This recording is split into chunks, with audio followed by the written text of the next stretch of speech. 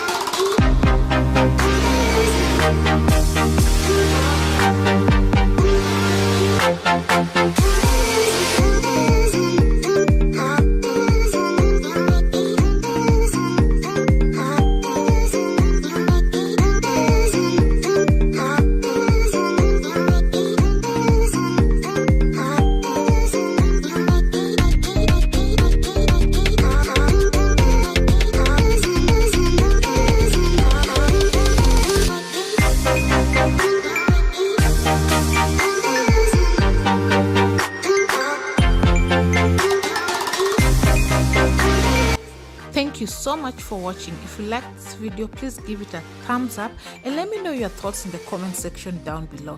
And if you haven't subscribed, please subscribe and hit the notification bell so you never miss any new uploads.